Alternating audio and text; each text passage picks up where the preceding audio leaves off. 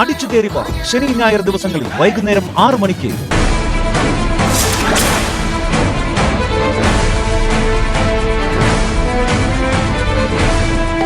ഈ ഒരു പെണ്ണിന്റെ പൊക്കാനാണോ ഗോപാൽജി 4 പേരെ കൂട്ടാൻ പറഞ്ഞത്? ഇത് നമുക്ക് 2 പേർക്കുള്ള പണി പോലും ഇല്ല. നീ അവളെ അത്ര നിസാരക്കാരിയായി കാണല്ലേ. അവളാ മാധവന്റെ മോള. അയാളുടെ ഇടി നിനക്ക് ഓർമ്മയില്ലേ? ഓ, മറക്കാൻ പറ്റൂ. പക്ഷേ ഇവള് വെറും ഒരു പെണ്ണല്ലേ.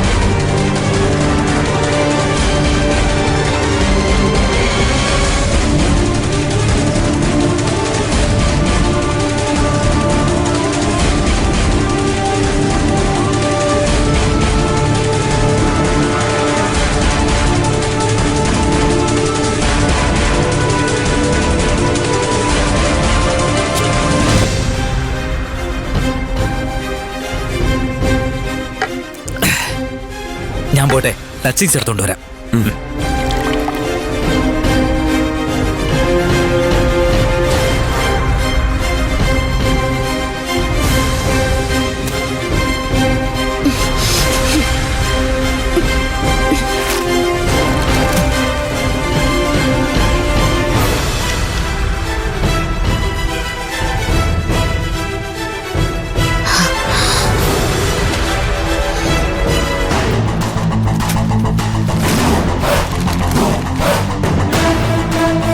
ആ മാധവനെ, നമ്മളെ തല്ലിന് തിരിച്ചെപ്പോഴെങ്കിലും ഒരു പണി കൊടുക്കണമെന്ന് എനിക്ക് നല്ല ആഗ്രഹം ഉണ്ടായിരുന്നു.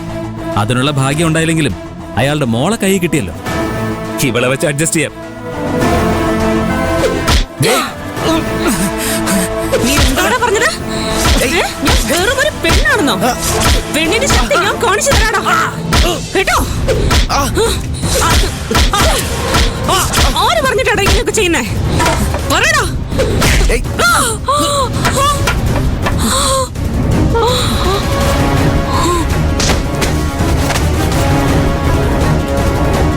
ഇനി മേല പെണ്ണുങ്ങളെ അപമാനിച്ച് സംസാരിക്കരുത്. ഇവളുമാരുടെ ശക്തി എന്താന്ന് മനസ്സിലായല്ലോ? ഓ, മനസ്സിലായി. ഇവളെ കൈകാര്യം ചെയ്യാൻ 4 പേരൊന്നും പോരാ. ഇവള് മാധവന്റെ മോള് തന്നെയാ. DNA ടെസ്റ്റ് ഒന്നും വേണ്ട.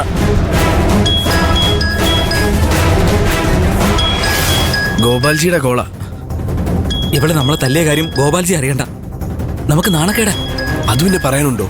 നീ അവളെ കെട്ടിയിട്.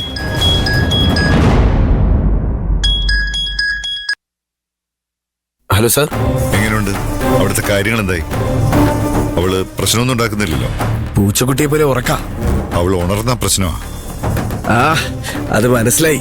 പിന്നെ എനിക്ക് വേണ്ട ലെഡ്ജർ കിട്ടിക്കഴിഞ്ഞാ അവളെ വെറുതെ വിടണ്ട. തീർത്ത് കളഞ്ഞേക്ക്. കൊല്ലാനോ?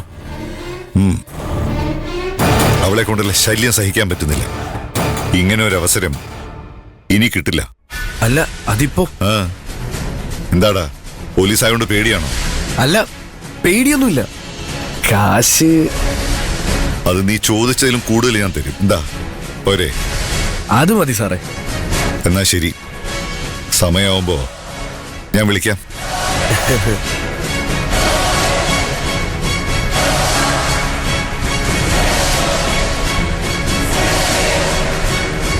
ഞങ്ങളെ അടിച്ചതിനുള്ള പണി ഞങ്ങൾ തരുന്നുണ്ടടി.